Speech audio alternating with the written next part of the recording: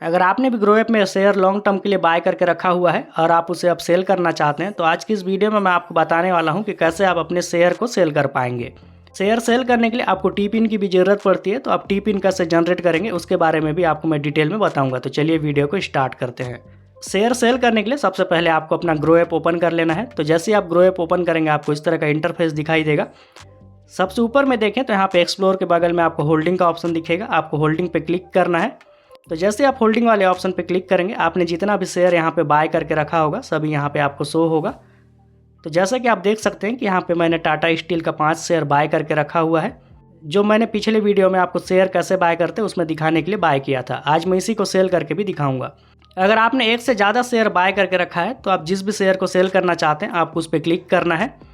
तो जैसे आप उस पर क्लिक करेंगे अगर आप नीचे की तरफ देखें तो यहाँ पे आपको दो तरह के ऑप्शन दिखेंगे, सेल और बाय का। तो आपको सेल वाले ऑप्शन पे क्लिक करना है। तो सेल वाले ऑप्शन पे क्लिक करने के बाद आपके सामने जैसे बाय करते समय जो इंटरफेस आया था वही इंटरफेस फिर से यहाँ पे आ जाएगा। तो आपको सिंपली सबसे ऊपर जो डिलीवरी का ऑप्शन दिख रहा है, क्योंकि हमने डिलीवरी में बाय किया था तो हम सेल डिलीवरी में करेंगे, तो आपको डिलीवरी पे क्लिक करना है। उसके नीचे आपको क्वांटिटी डालना है, मतलब कि आप कितना क्वांटिटी बेचना चाहते हैं उस क्वांटिटी को यहाँ पे इंटर करना है। जैसे कि आप देख सकते हैं कि यहाँ पे मुझे 5 क्वांटिटी अवेलेबल बता रहा है, क्योंकि मैंने 5 शेयर यहाँ पे बाय किया हुआ था तो मैं यहाँ पे 5 क्वांटिटी ही डालूंगा। क्वांटिटी डालने के बाद अगर आप नीचे की तरफ देखें तो यहाँ पे प्राइस का ऑप्शन दिख जाएगा। यहाँ दो तरह के प्राइस होते हैं, मार्केट और लिमिट। तो मैं आपको मार्केट प्राइस में ही सेल करके दिखाने वाला हूँ। अगर आपको इन सब के बारे में डिटेल में जानना है तो आप मेरी शेयर बाय वाली वीडियो देख के डिटेल में जान सकते हैं।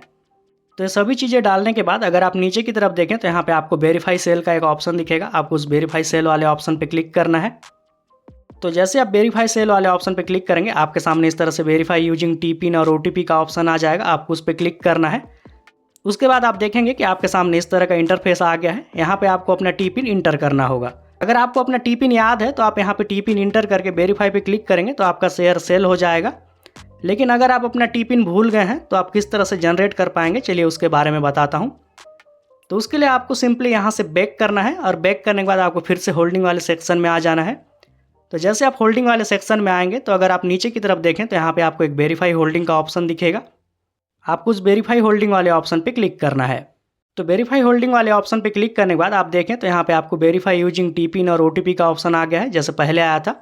अगर आप उसके नीचे देखें तो यहाँ पे आपको फॉरगेट टी पिन का ऑप्शन दिख जाएगा, आपको उस फॉरगेट टी पिन वाले ऑप्शन पे क्लिक करना है।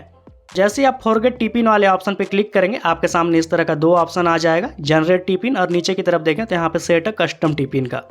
नीचे का जो ऑप्शन है उसमें आप चाहें तो आप अपने हिसाब से कस्टम टी पिन बना सकते हैं, मतलब आप जो भी टी पिन रखना चाहते हैं आप कस्टम बना सकते हैं।